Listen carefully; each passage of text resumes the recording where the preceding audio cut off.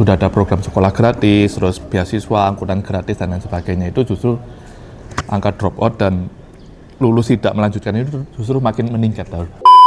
Jadi kami ini sering didatangi oleh masyarakat menitipkan anaknya untuk bisa masuk ke program beasiswa.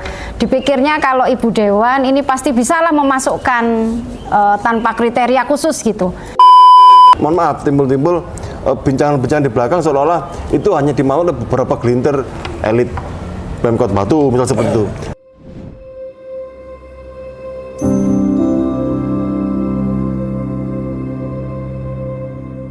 Selamat datang kembali di podcast Ladon Entertainment bersama saya Hendy, juga ditemenin rekan saya Pak Yani Andoko. Sebelumnya saya mengucapkan selamat pagi kepada narasumber, pada Pak Insinyur Alfi Nur Hidayat. Terima kasih Pak sudah mampir di tengah-tengah kesibukannya ini. Juga ada Ibu Haji Dewi Kartika, Ketua Komisi C DPRD Kota Batu. Tadi Pak Alfi, sorry aku kelewatan Kepala Dinas Pendidikan Kota Batu. Guru. Lalu ada Pak Andre Prana, Ketua Pokja Peningkatan Status Kota Batu, dan juga Pak Dr. Slamet Hendro Kusumo sebagai budayawan. Oke, pada hari ini kita mau membahas soal program yang sudah dicanangkan. Program strategi 1000 sarjana. Ini kan sudah berupa bantuan uang kuliah tunggal atau UKT bagi mahasiswa yang berprestasi dan membutuhkan dalam programnya. Menurut Pak Alfi nih, apa sih latar belakang lahirnya program 1000 sarjana ini? Terima kasih. Assalamualaikum warahmatullahi wabarakatuh. Waalaikumsalam warahmatullahi wabarakatuh. Ya, tentu saya sapa dulu seluruh pemirsa dimanapun berada, dan saya bangga ini ada di tengah-tengah para senior, ada Prof. Andre Prana. Ini harus sebut Prof ini karena ilmunya sudah sangat luar biasa untuk Kota Batu. Kemudian Dr. Slamet Hendrikus, ada Mas Yani, Mbak Kartika dari legislatif.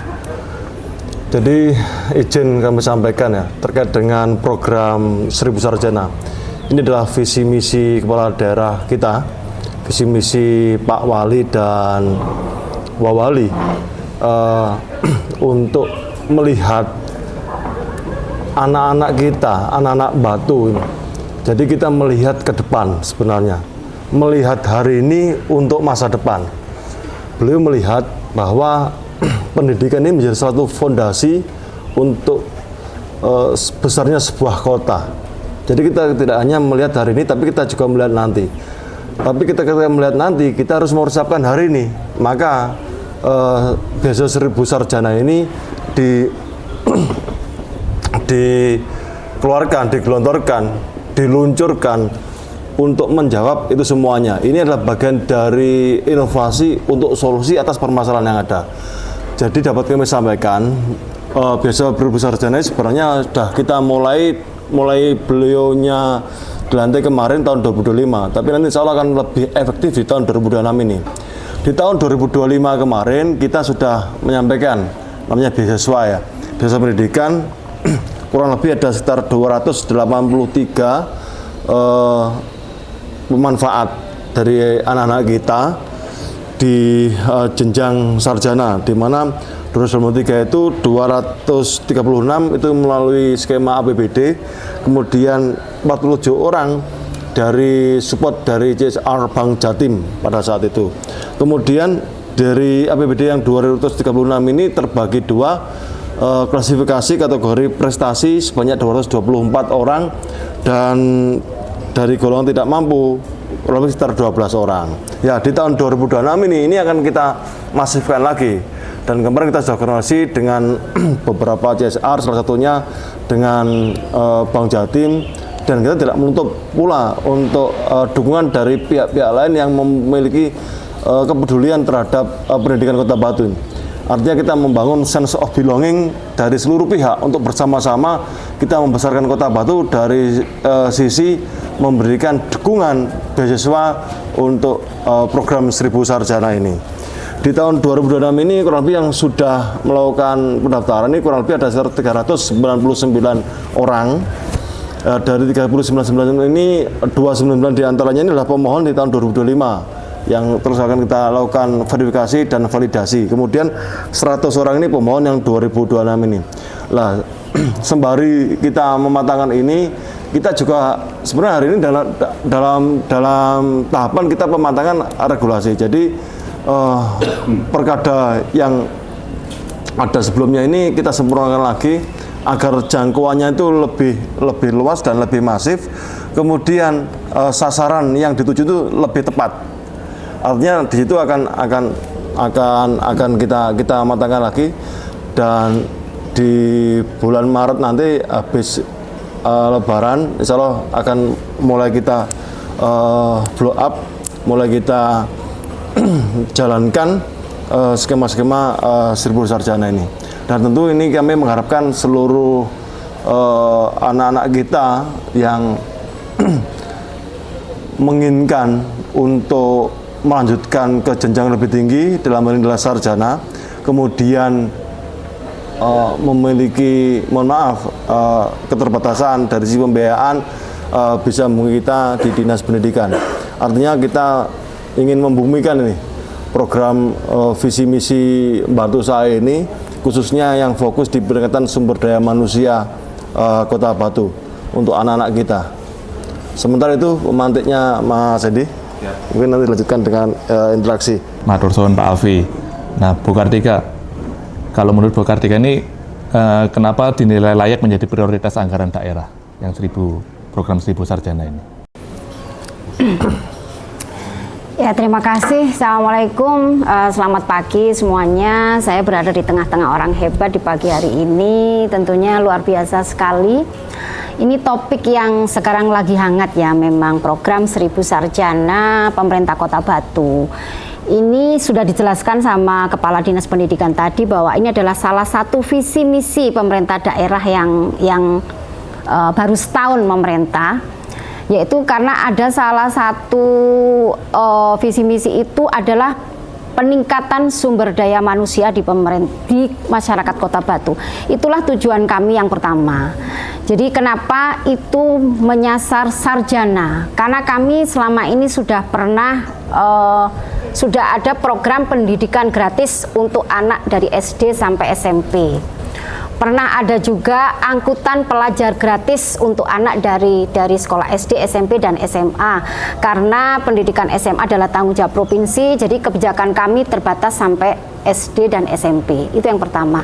Jadi belum pernah ada kebijakan yang menyasar pendidikan tinggi.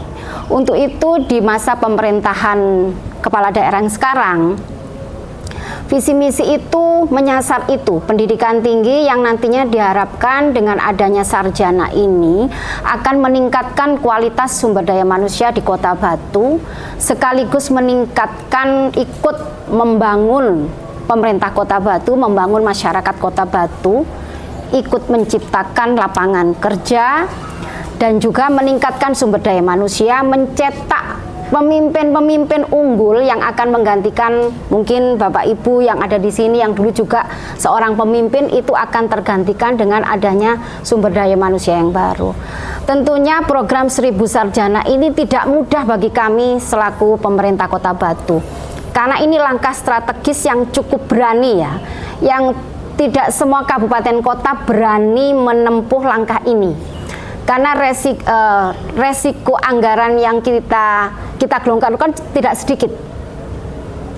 Kemarin sudah sekitar 1,1 miliar dari APBD dan di angka 200 juta dari CSR. Dan ini nantinya akan menjadi pemikiran kami, PR kami, bagaimana kami bisa mencari dana lain selain dari APBD sehingga program 1000 Sarjana ini tidak berhenti menjadi 1000, tapi bisa 2000, 3000, dan akhirnya generasi muda Kota Batu bisa menempuh pendidikan tinggi. Dan yang utama, ini masukan kepada pemerintah Kota Batu, kalau bisa ada komitmen yang jelas dengan adik-adik mahasiswa yang sudah menerima beasiswa ini. Jadi komitmen bahwa adik-adik mahasiswa yang sudah menerima fasilitas dari pemerintah Kota Batu nantinya setelah lulus juga punya komitmen membangun Kota Batu. Tidak hanya komitmen untuk dirinya sendiri, tidak hanya kuliah tepat waktu, tapi kalau bisa hasil dari pendidikan itu bisa diterapkan untuk membangun Kota Batu. Jadi nanti mungkin setelah ini ada di seperti paguyuban gitu ya. Jadi adik-adik mahasiswa yang sudah menerima program 1000 Sarjana ini nantinya bisa mengawal ini, bisa lulus tepat waktu dan bisa mendharma baktikan ilmunya untuk membangun Kota Batu. Oleh karena itu ada beberapa program studi yang memang kami pilih yang punya relevansi dengan pemerintah Kota Batu.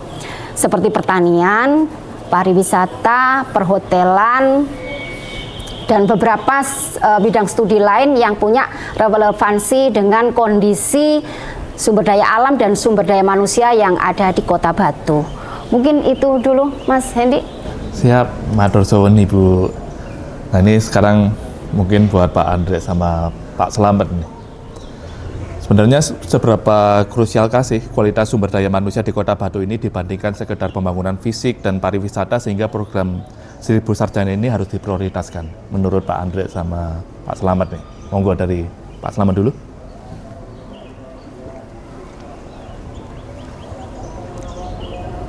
Terima kasih. Assalamualaikum warahmatullahi wabarakatuh. Waalaikumsalam. Yang saya hormati Pak Kadis, zaman hari itu tampil ganteng dan satu-satunya yang paling cantik Mbak Kartika. Ini tadi saya tidak ketawa kalau cerita itu, jadi rasanya kayak kita berhadapan dengan malaikat, jadi agak takut-takut saya. Oke ya. Saya sebetulnya tidak ingin menyoroti apa yang sedang menjadi kebijakan. Saya pikir kalau semuanya itu untuk rakyat, bagus-bagus saja. Cuma jangan sampai terjadi tumpang tindih antara regulasi daerah dengan regulasi pusat, terutama terkait dengan pemberian beasiswa. Saya ingin memberikan satu gambaran begitu, walaupun ini nanti saya agak lompat-lompat, mohon bisa ditangkap oleh Ibunda dan Bapak yang bersangkutan, Ayanda. dari Pak Kadis, Ayanda. Saya inginkan bahwa di dalam praktek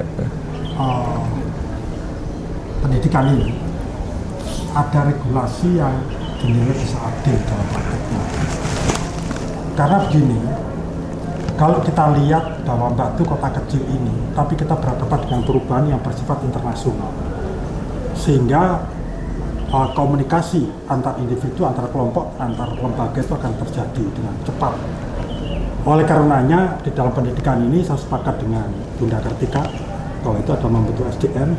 Cuman mungkin perlakuan yang perlu dipikirkan, apakah betul bahwa pendidikan itu hanya diperuntukkan untuk anak-anak yang mampu dan pengertian berpikir, dan pengertian mungkin status, dan pengertian mungkin sisi akademis tadi disebutkan, tapi belum dijelaskan secara jelas bahwa sebenarnya pendidikan itu adalah milik manusia. Menurut saya, pendidikan yang adil itu justru sekarang ini yang sangat perlu perhatian khusus itu adalah anak-anak yang sebetulnya tidak memiliki keberuntungan di sisi status sosial dan lingkungan keluarganya. Nah, rata-rata mereka yang semacam ini biasanya takut untuk menyampaikan semacam kayak mau ngajukan Beasiswa. Ya kayak beasiswa gitu. Saya pikir mungkin diperlukan yang membentuk semacam satu tim untuk investigasi. Nah, investigasi ini bisa juga lewat Dewan Pendidikan atau komite sekolah. Karena persoalan-persoalan ini jika dibiarkan, maka ada kesan bahwa sebenarnya beasiswa pendidikan ini adalah anak yang berprestasi. Tapi hak pendidikan ini menurut saya adalah milik manusia. Apalagi kalau kita melihat wilayah yang kecil ini, saya pikir dengan 1000 sarjana, nggak tahu ini dalam 1 tahun atau 2 tahun atau 5 tahun. Kita juga tadi belum ada gambaran begitu. Kalau memang ini bisa sampai katakanlah 1 tahun atau 2 tahun 1000, itu saya pikir akan bisa menarik ketika anak-anak yang tidak beruntung dari sisi status sosial dan lingkungan ini bisa teraplikasi. Jadi jangan menunggu mereka itu untuk nyodorkan formulir itu tidak mungkin gitu, karena bapaknya aja untuk makan susah, anak-anaknya juga mungkin keterbatasan, dan terutama ini berada di wilayah-wilayah yang sebetulnya ada di sekolah-sekolah swasta. Nah, sekolah swasta ini juga mengalami suatu problem yang saya pikir menjadi persoalan, karena hegemoni dari pendidikan negeri ini lebih dominan, lebih banyak perhatian daripada swasta. Itu juga menjadi pemikiran yang mestinya kalau bahwa beasiswa ini bisa merata di skala lini itu. Nah, berikutnya adalah tujuan pendidikan, saya pikir ini tidak saja menjadi di SDM tapi juga aset ya, dimana bahwa aset ini tidak bersifat tangible atau kebendaan, tapi juga bersifat intangible atau pemikiran. Oleh karenanya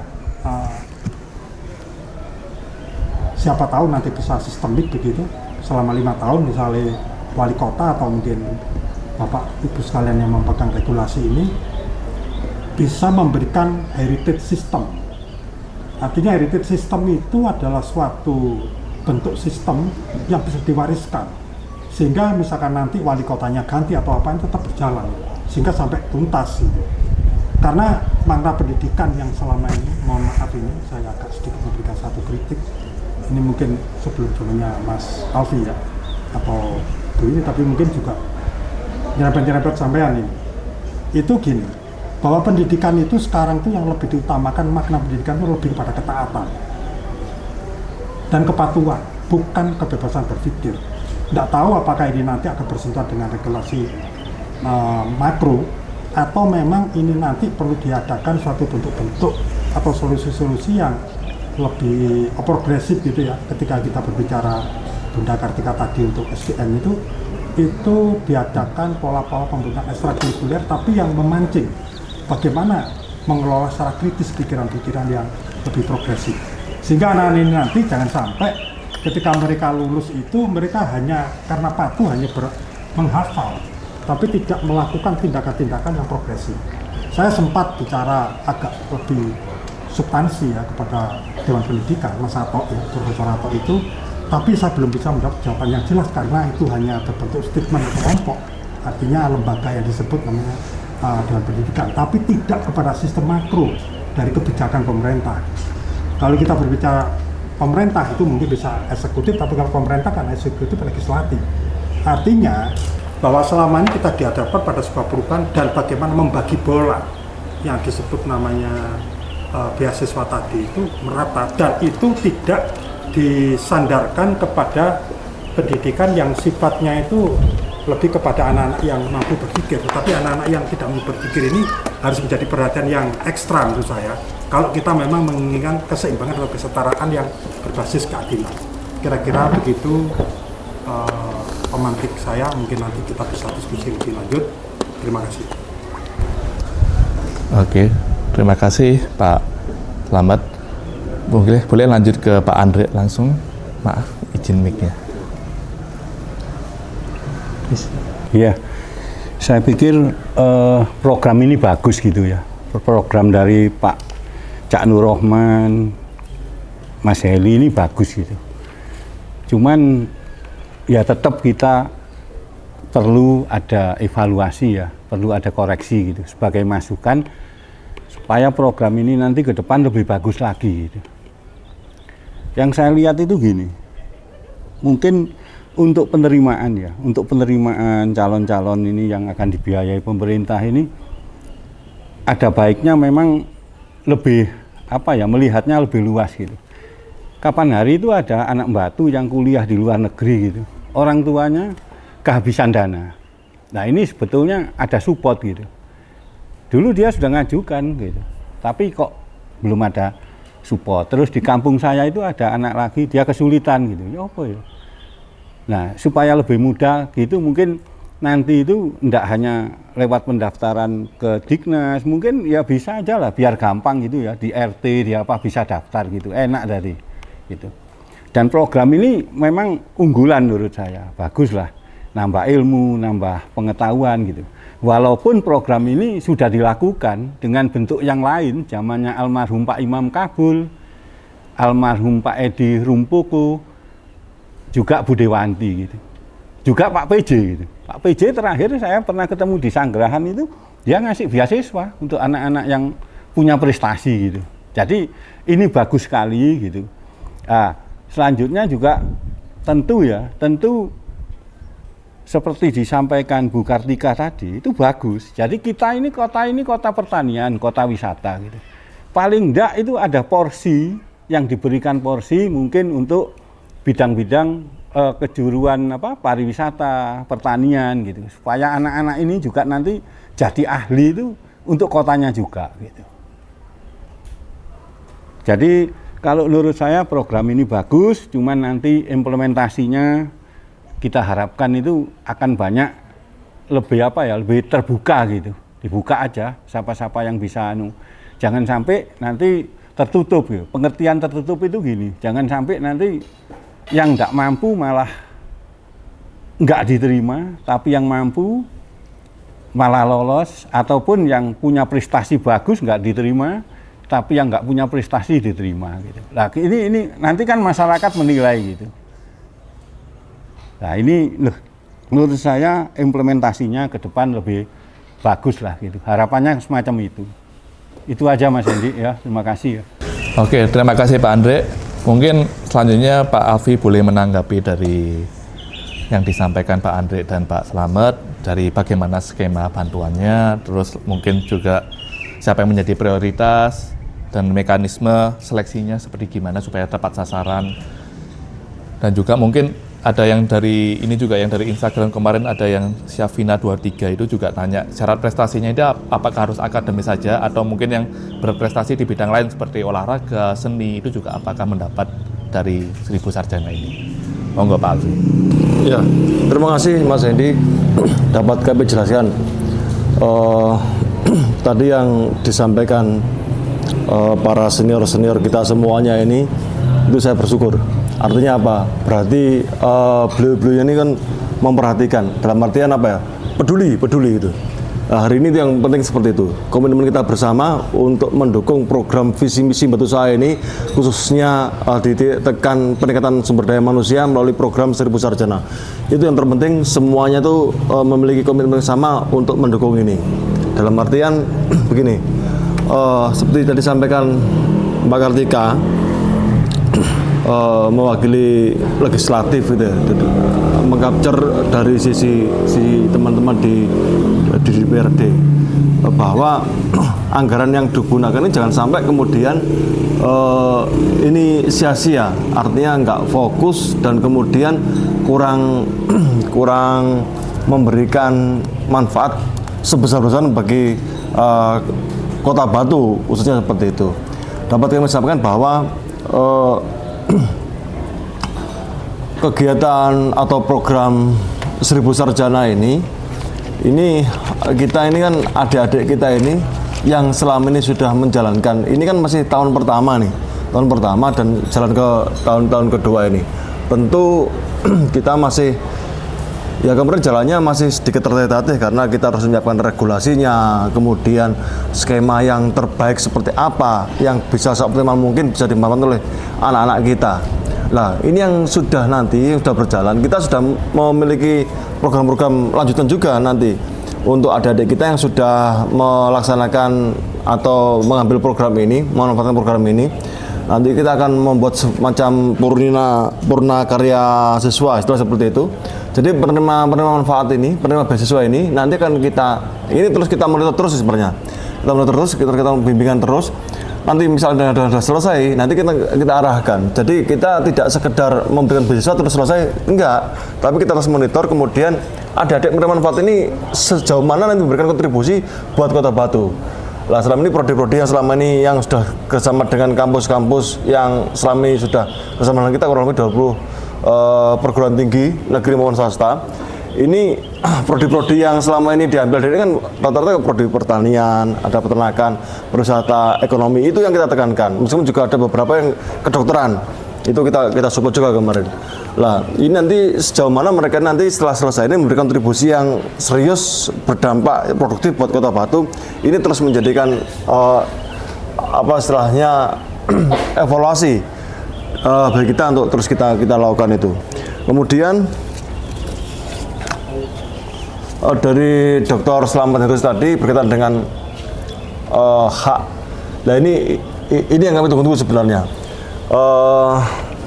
Jadi program ini bisa diterima, dimanfaatkan oleh seluas-luasnya masyarakat Kota Batu dari berbagai level. Mohon maaf ya, tingkatan lah, dalam artian tingkatan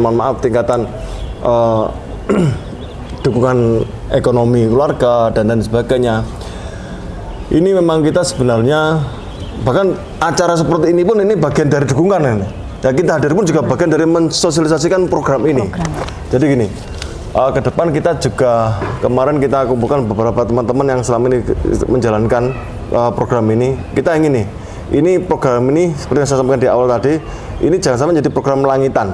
Artinya hanya di awang-awang, di cloud gitu, tapi kayaknya masyarakat masih bertanya-tanya cara manfaatannya seperti apa, daftarnya seperti apa, kemudian menjalankan seperti apa, masih angan-angan. Akhirnya timbul-timbul bincangan-bincangan di belakang seolah-olah itu hanya dimau oleh beberapa gelintir elit Pemkot Batu, misal seperti itu, atau orang-orang dekatnya wali kota, wakil wali kota, sekda, DPR, itu aja. Akhirnya mikir seperti itu. Nah, agar itu tidak terjadi, maka hal seperti itu terus dilaksanakan. Nah, kita pagi ini pun juga bagian dari itu membumikan semangat Batu saya, semangat Seribu Sarjana itu. Bahkan ke depan saya ingin menggandeng dari pihak-pihak otoritas paling bawah, mungkin RT RW, termasuk Pak Kades, Pak Lurah, yang bisa melihat mana-mana sih sebenarnya anak-anak kita yang sebenarnya membutuhkan itu. Jadi itu bagian dari kita jemput bola sebenarnya. Selama ini kita hanya menunggu aja. Nah, ini kita akan jemput bola. Ini saya pun ada juga dengan beberapa kepala bidang yang membidangi ini. Nanti ini akan kita lakukan seperti itu. Artinya apa? Benar sampaikan Dr. Slamet tadi bahwa hak pendidikan ini sebenarnya adalah hak seluruh warga negara. Jangan sampai dibatasi hanya dengan kriteria kategori-kategori yang sebenarnya itu akan menjadi filter tingkat keadilan dari program ini.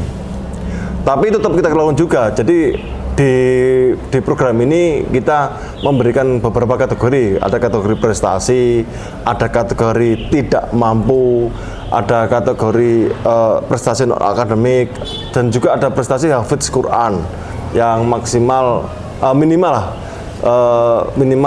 5-10 juz itu bisa mendapatkan program ini. Ini tambahan dari Pak Wali kemarin itu. Jadi Dr. Slamet, artinya ini kita upayakan bisa diterima oleh seluruh masyarakat Kota Batu yang membutuhkan. Dalam tanda petik membutuhkan itu ya berbagai alasan lah, berbagai latar belakang untuk mereka mengambil beasiswa ini. Artinya ini bisa dimanfaatkan oleh masyarakat Kota Batu, khususnya anak-anak kita yang memang sedang membutuhkan. Dan nanti akan kita terus lakukan, istilahnya lakukan pembumian program Seribu Sarjana ini, mohon dukungannya oleh semuanya pihak, dukungannya untuk agar masyarakat Kota Batu betul-betul bisa melihat ini sebagai sebuah program yang lah, program yang bagus yang bisa dimanfaatkan, tidak sekedar hanya program langitan, program yang kelihatan bagus tapi orang masih bingung untuk mengambil atau memanfaatkan ini. Oleh karena itu terima kasih semuanya dukungannya. Bahkan ke depan kita juga ingin dukungan CSR itu tidak hanya sekedar dari APBD atau beberapa dari dukungan perbankan. Seluruh pihak yang memiliki kemampuan dan juga kemauan, kami ingin dekati untuk bisa mensupport ini. Oke, terima kasih. Mungkin dari Ibu Kartika boleh menanggapi tadi masukan dari Pak Andre dan Pak Slamet. Oke, terima kasih. Sama seperti Pak Alfi, berarti luar biasa sekali sambutan masyarakat. Karena tadi saya lihat di Instagram dari Ladon Entertain, baru diposting tadi malam ya. Langsung pertanyaannya saya lihat sudah berapa banyak pertanyaan sudah saya baca semuanya, dan itu menunjukkan antusias masyarakat terhadap program ini. Itu yang pertama tadi dari Pak Angkus, bagaimana dengan masyarakat yang tidak mampu, anak-anak dari masyarakat yang tidak mampu yang menginginkan pendidikan tinggi. Seperti dijelaskan oleh Pak Kadis tadi bahwa ini ada beberapa kriteria untuk beasiswa. Yang pertama karena prestasi, karena anak itu pinter, karena IPK-nya 3, sekian lebih. Itu yang pertama. Yang kedua ada jalur anak tidak mampu. Jadi ini khusus untuk mungkin adik-adik yang lulus SMA dari keluarga yang memang ekonominya kurang mampu, itu ada jalur seperti ini. Monggo nanti bisa langsung ke Dinas Pendidikan untuk bertanya, berkonsultasi bagaimana mengambil beasiswa yang khusus untuk anak-anak yang tidak mampu. Selain itu dari program nasional ada KIP kuliah, yaitu program dari pusat, ini juga untuk beasiswa, termasuk salah satunya juga untuk anak tidak mampu, juga untuk adik-adik yang berprestasi. Itu yang pertama. Kemudian yang kedua tadi bagaimana yang tidak bisa menempuh pendidikan tinggi. Yang tidak bisa menempuh pendidikan tinggi ada SMA, ada SMK. Pahamilah bahwa sekarang itu kalau mencari kerja tidak ditanya kamu lulusan mana. Tapi yang ditanya pertama itu adalah skill. Apa yang bisa kamu perbuat? Itu mungkin nanti bisa sebagai masukan buat adik-adik, buat masyarakat, buat para orang tua yang memang mungkin tidak mampu menyekolahkan anaknya sampai di perguruan tinggi karena keterbatasan biaya atau keterbatasan anak sendiri yang tidak mau bersekolah tinggi. Masih banyak kesempatan lain selain program 1000 Sarjana. Pemerintah juga sudah menyediakan banyak sekali pelatihan-pelatihan, balai pelatihan dan sebagainya. Bahkan nanti Pak Alfi, pokir saya bisa dipakai untuk itu. Siap. Jadi adik-adik yang sudah mendapat beasiswa itu dibuatkan semacam paguyuban. Ya. Rutin diberi, ada quality control dari mereka. Ada punishment ketika mereka melanggar komitmen. Misalnya di tengah jalan dia tidak bisa kuliah tepat waktu karena waktunya hanya 8 semester. Kita batasi 8 semester. Kemudian tengah jalan dia mencoreng nama Kota Batu, misalnya ada perbuatan yang itu memalukan atau mencoreng Kota Batu. Ini bisa diberi punishment. Dan masyarakat bisa mengontrol itu. Laporkan kepada kami, kepada Dinas Pendidikan, ketika dari beberapa ratus generasi muda di Kota Batu yang menerima beasiswa ada perbuatan yang tidak pantas sebagai penerima beasiswa pemerintah Kota Batu. Kemudian yang selanjutnya tadi dari Pak Andre, bagaimana dengan lapangan kerja? Seperti yang saya jelaskan tadi, sarjana S1 tidak satu-satunya yang bisa mengakses suatu pekerjaan. Bahkan komitmen kami untuk para penerima beasiswa ini, kalau bisa mereka itu tidak hanya mereka selesai kuliah, kemungkinan anak yang tidak mampu bisa sekolah tinggi, memutus rantai kemiskinan keluarganya, tidak hanya seperti itu. Tapi kalau bisa adik-adik yang menerima beasiswa ini mempunyai komitmen yang jelas dengan pemerintah Kota Batu, bagaimana setelah adik-adik ini lulus dari perguruan tinggi, jadilah sarjana yang berdaya, tidak hanya berdaya tapi juga mandiri. Kami akan lebih senang kalau semua para penerima beasiswa itu nantinya bisa berwirausaha, menciptakan lapangan pekerjaan. Jadi jangan hanya berharap saya bisa bekerja di perusahaan besar, bekerja di pemerintahan sebagai ASN, seperti Pak Alfi ini, perjuangannya luar biasa sebenarnya sampai di titik ini. Tidak melihat yang seperti itu, tapi kalau bisa ciptakanlah lapangan pekerjaan sehingga menjadi generasi muda, pemimpin-pemimpin unggulan yang tidak hanya berdaya tapi juga mandiri, bisa menciptakan lapangan pekerjaan. Itu yang terutama. Itu dulu Mas Hendi. Siap. Monggo Pak Yandi, silakan. Ya, Assalamualaikum warahmatullahi wabarakatuh. Jumpa kembali Pak Alfi, Pak Celuk Emas saya Mas Alfi, Pak Kadis, Mbak Kartika, DPR, Ketua Komisi C ya. Program ini bagus, tapi kita harus memikirkan tentang kelanjutan dari program ini. Kalau tidak salah, saya lihat baca itu pemerintah Kota Batu ada kerjasama dengan 17 PT. Kalau Pak Alfi tadi menambahi ada 20, berarti ada tambahan 3. Kira-kira Pak Alfi maupun Bu Kartika ini, kan kita butuh program ini berkelanjutan ya. Di tengah jalan ada kenaikan UKT. Tentu pembiayaan itu akan berubah, tidak seperti yang semula. Itu satu. Itu kira-kira seperti apa nanti? Itu pertanyaannya satu. Kemudian kedua, skenario mitigasi seperti apa nanti kalau terjadi refocusing seperti kemarin-kemarin. Jadi contoh aja, kita di tahun ini ada pemotongan dana transfer dari pusat itu sekitar ya 100 sekian ratus miliar. Itu luar biasa. Kalau itu kita bebankan kepada APBD kita, tentu ini sangat berat gitu. Itu yang kedua, pertanyaan yang kedua. Kemudian yang ketiga, kan pembiayaan itu dibatasi sampai semester 8 semester. Kalau mereka tidak tepat waktu, seperti apa kira-kira?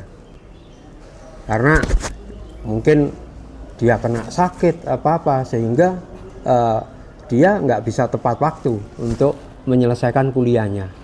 Mungkin 3 itu bisa dari Mbak Kartika atau Mas Alfi, monggo silakan. Saya tambah dikit, nanti mungkin Pak Kartika nambahkan ya.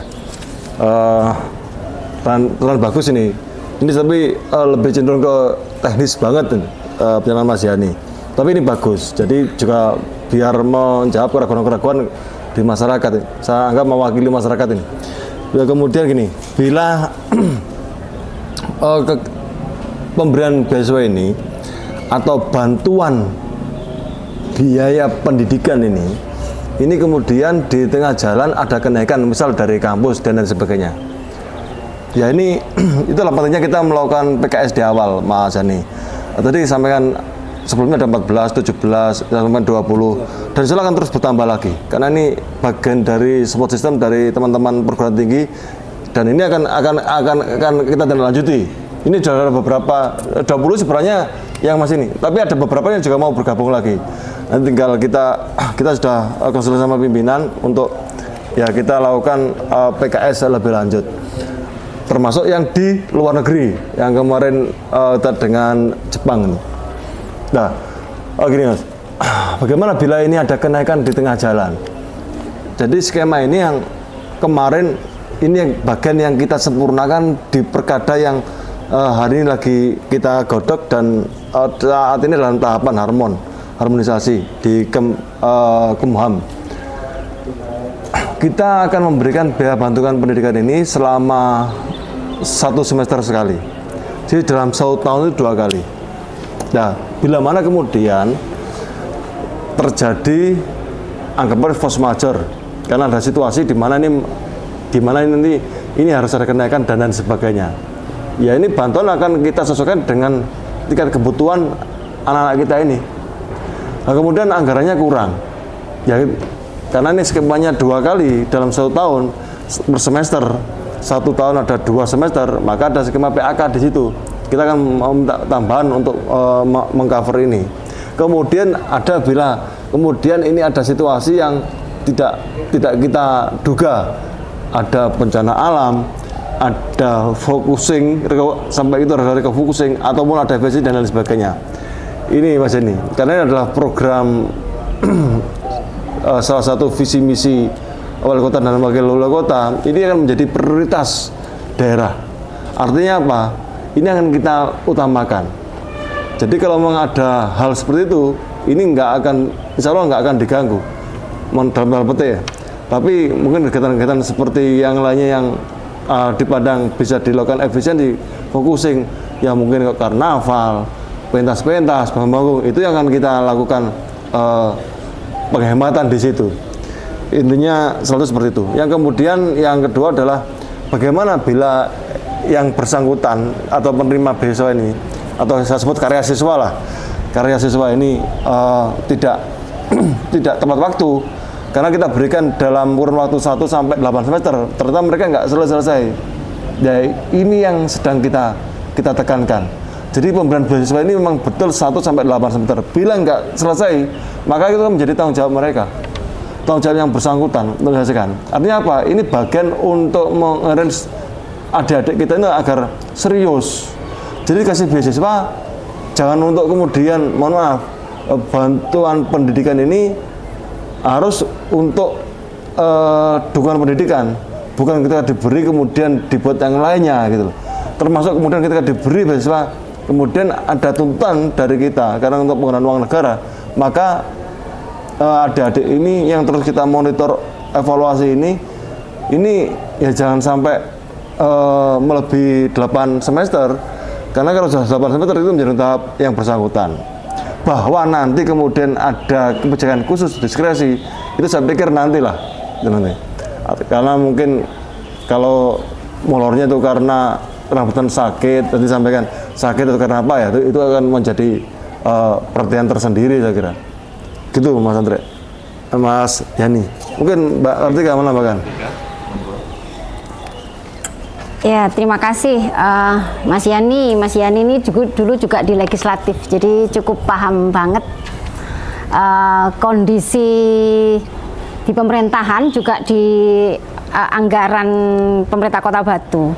Jadi saya tekankan ini adalah program strategis yang sangat berani, karena memang kami harus mengupayakan itu, harus komitmen. Tapi karena ini masuk di visi misi kepala daerah, kami meyakini dan kami nanti akan kontrol itu, kami akan kawal itu, program ini jangan sampai tidak berkelanjutan, karena sudah menjadi komitmen kepala daerah. Itu yang pertama. Kemudian kalau efisiensi DAU, sekarang pun kita ini sudah kena badai DAU sebenarnya, karena banyak efisiensi yang harus kami lakukan. Tapi karena sekali lagi ini komitmen yang luar biasa program ini, dan sudah mendapat sambutan yang luar biasa dari masyarakat, kami yang di legislatif akan terus mengawal itu untuk program ini berkelanjutan. Dan tadi juga sudah dijelaskan, kalau sampai ada dari para penerima beasiswa ini, masyarakat bisa kontrol. Ada yang di tengah jalan mungkin itu tadi ada perbuatan yang tidak pantas sebagai seorang penerima beasiswa, kami akan memberi punishment itu. Monggo nanti Pak Kadis dipikirkan mekanisme punishment itu nanti seperti apa ketika si penerima beasiswa ini istilahnya menyalahi aturan dan sebagainya. Kemudian tidak lulus tepat waktu, itu juga harus dipikirkan. Dan kami harap kontrol dari masyarakat ini penting sekali, karena kadang-kadang kami yang di pemerintahan tidak tahu, tapi masyarakat sekitar lebih dulu tahu ketika ada penyelewengan dari pelaksanaan program 1000 sarjana. Nah, bagaimana dengan ketika ada kondisi post mayor, kondisi efisiensi dan sebagainya?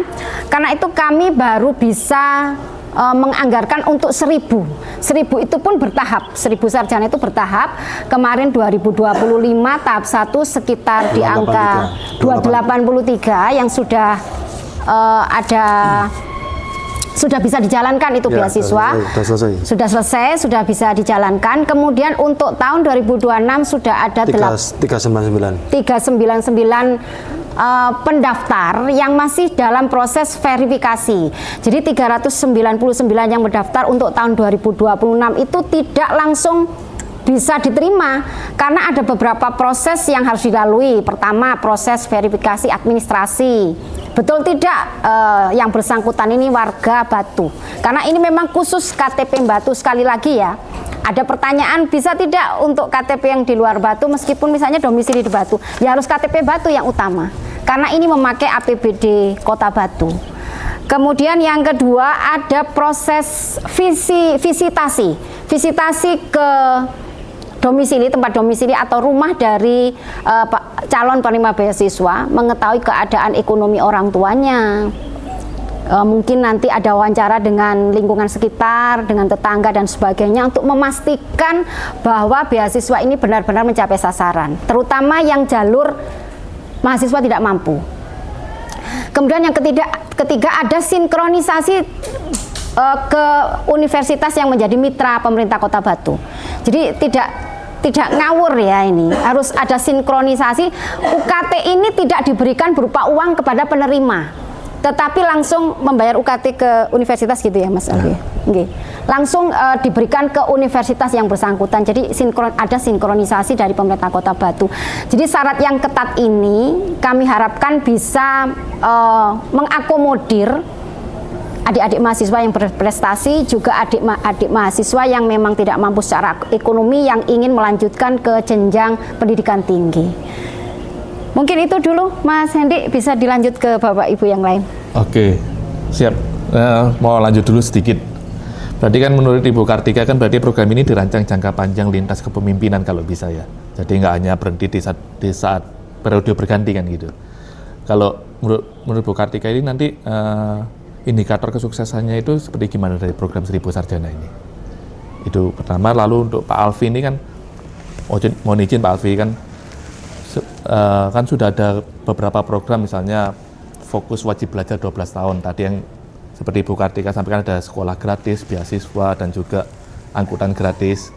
Nah itu pada kenyataannya itu dari 2024 ke 2025 ini justru menurut data Kemendikdasmen itu angka drop sama tidak dan lulus tetapi tidak melanjutkan itu justru naik dari 252 sekarang jadi 602 siswa justru tahun 2025. Berarti kan programnya sudah ada tetapi kenapa justru makin meningkat gitu loh.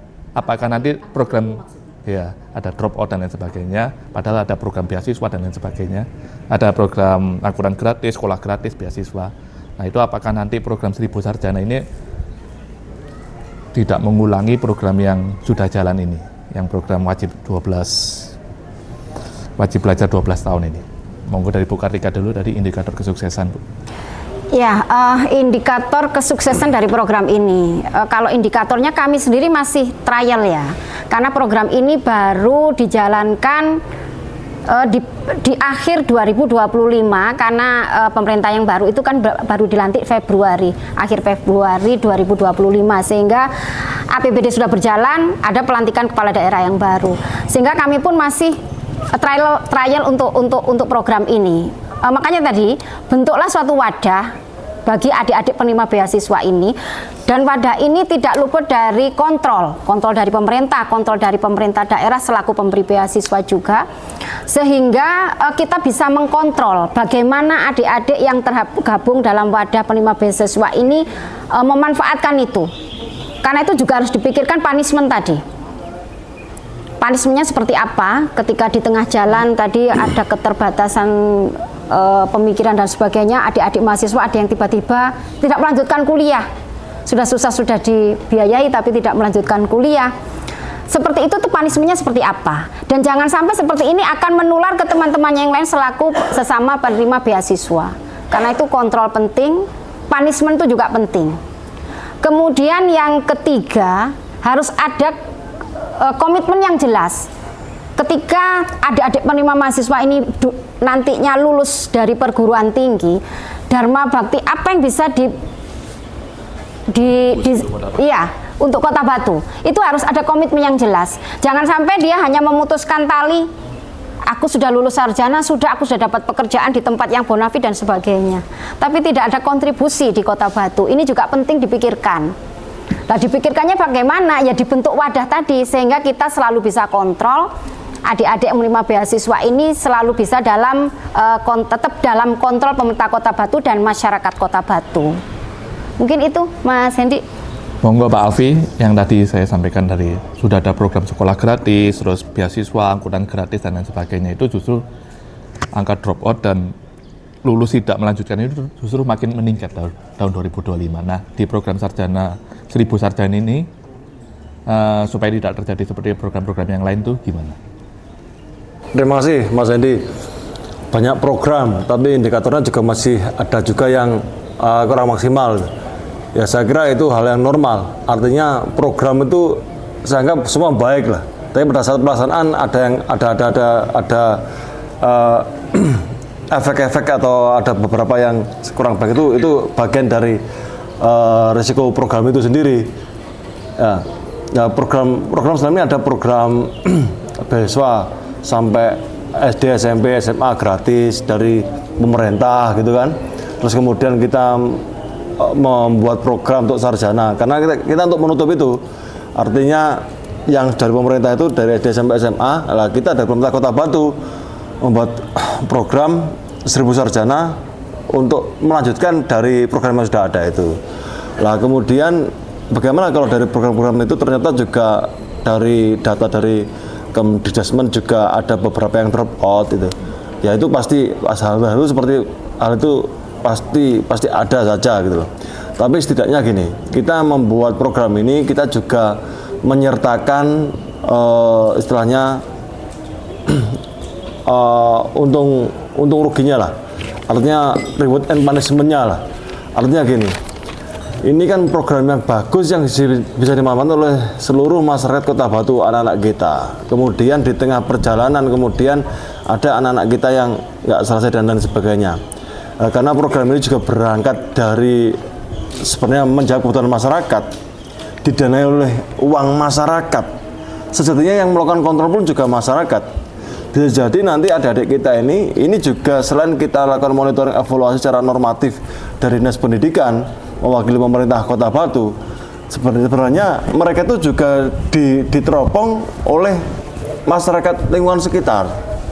Artinya apa? Ya ini kita butuh perlunya sense of belonging, perasaan memiliki, ada tanggung jawab bersama dari lingkungan kepada adik-adik kita yang menerima beasiswa ini, bantuan pendidikan ini.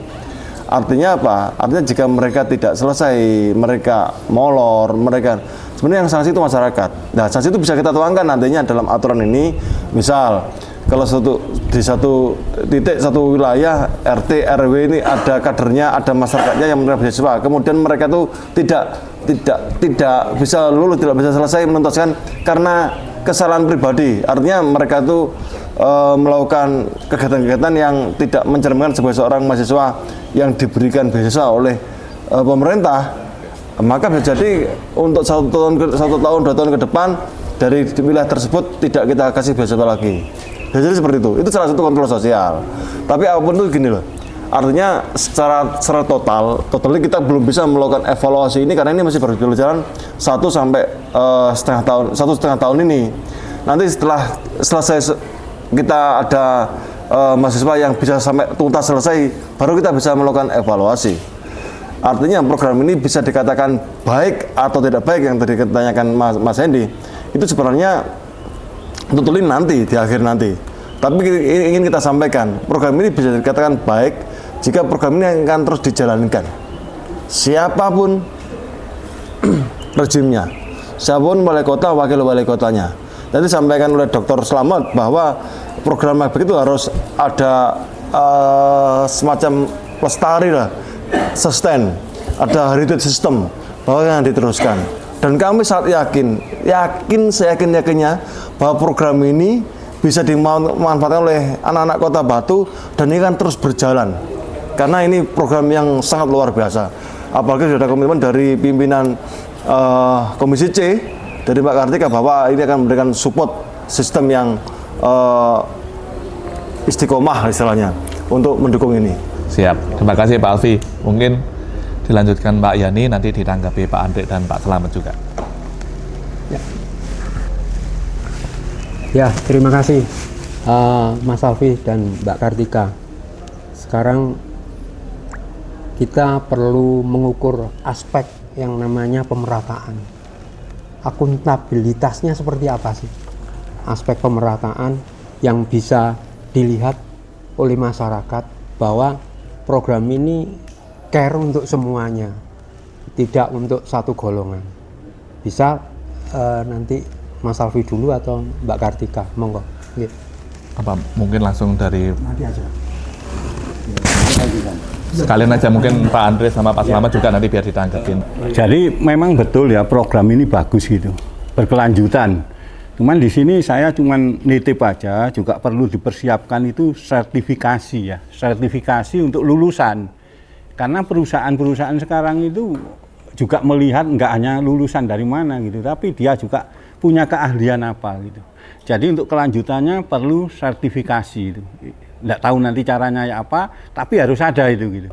Supaya mereka lulus nggak apa map keliling gitu, kirim surat apa, tapi bisa kerja. Karena sekarang semua itu sertifikasi gitu. Yang kedua, tentu kelompok kerja peningkatan status Kota Batu Pokja itu ingin pendidikan di Batu, kegiatan pemuda itu naik kelas gitu. Jadi saya berharap ya program ini boleh lah gitu. Tapi ditambah lagi dengan yang lain, misalnya kerjasama dengan Sekretariat Negara, dengan Menpora, macam-macam itu untuk anak-anak kita magang di luar negeri gitu.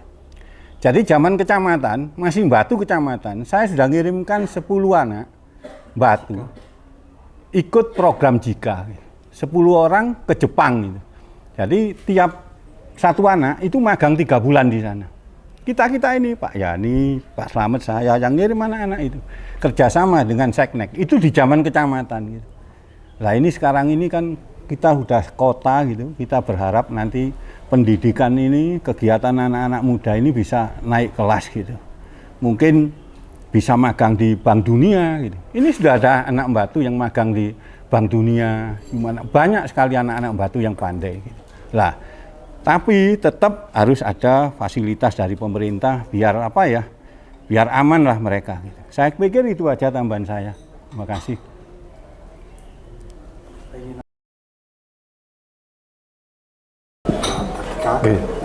Jadi saya ingin mencoba untuk memberikan satu penegasan kembali kepada heritage system. Ini persoalan apa yang disampaikan oleh Pak Kadis tadi itu bagus. Cuman mungkin yang perlu kita pikirkan itu adalah bagaimana perangkat bahwa di dalam quality control produk ini saya pikir juga perlu ada satu hal yang lebih tegas. Karena begini, mengingatkan saya pada suatu situasi, mungkin jangan pernah baca Kukemnya Nasi. Ya. Nasi itu kan punya satu ideologi. Jadi anggap aja begitu. Tadi kan disampaikan Bu Kartika dengan Mas Safi itu menarik. Tapi apakah ini tertulis untuk goalnya itu? Nah, ketika ditulis nanti, di breakdown berbentuk sistem. Kalau itu diserahkan aja kepada masyarakat, artinya anak-anak ini, kok saya tidak yakin itu bisa survival ya. Karena apa? Karena kontrol dari yang bersangkutan terkait dengan ideologi ini penting. Karena sebuah sistem tanpa ideologi itu akan berjalan sporadis. Nah, di ideologi inilah dilakukan dengan sistem yang tadi itu bersifat holistik. Artinya kita kan punya perpanjangan tangan Dewan Pendidikan, komite itu mau diapakan gitu. Selama ini kan mereka jangan kumpul-kumpul hanya makan itu kan. Terus nanti datangkan Bu Dewa dengan Pak Kadis, terus ngobrol-ngobrol ngalor ngidul, tapi tidak ada substansi yang dilakukan dalam perubahan ini. Sehingga di dalam quality control itu sebetulnya basic yang paling utama adalah justru di produsennya. Jadi produsennya itu akan pemerintah dalam pemerintahannya. Saya pikir mungkin nanti dibikinkan semacam ideologinya dulu baru itu diberdokan berbentuk sistem, dan sistem ini bisa diwariskan. Sehingga nanti tidak setiap terjadi kepala daerah itu terjadi kapling terus gitu. Yang ini bikin ini, yang ini bikin ini bikin ini, sehingga tidak ada suatu konteks dari keterukuran kualitas. Karena proses kritik itu sendiri sebetulnya bukan masalah persoalan bagaimana seseorang membicarakan atau mengevaluasi dari suatu kasus, tetapi kritik itu sendiri sebenarnya adalah suatu bangunan bagaimana membangun konstruksi sosial.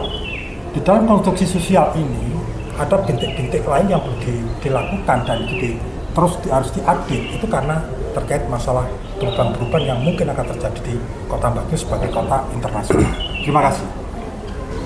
Oke, monggo dari Bu Kartika atau Bu Kartika dulu. Oke, matur nuwun.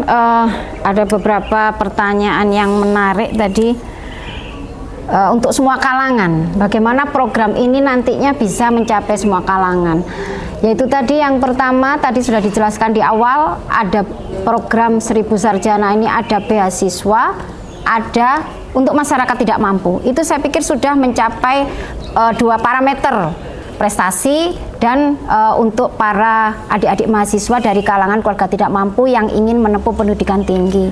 Kemudian yang kedua, supaya untuk semua kalangan, jangan sampai ada KKN. Ini saya sedikit cerita, saya sebagai legislatif, mungkin Pak Alpi juga pernah. Jadi kami ini sering didatangi oleh masyarakat, menitipkan anaknya untuk bisa masuk ke program beasiswa. Dipikirnya kalau Ibu Dewan ini pasti bisalah memasukkan tanpa kriteria khusus gitu. Itu semua saya tidak pernah ada yang saya rekomendasi.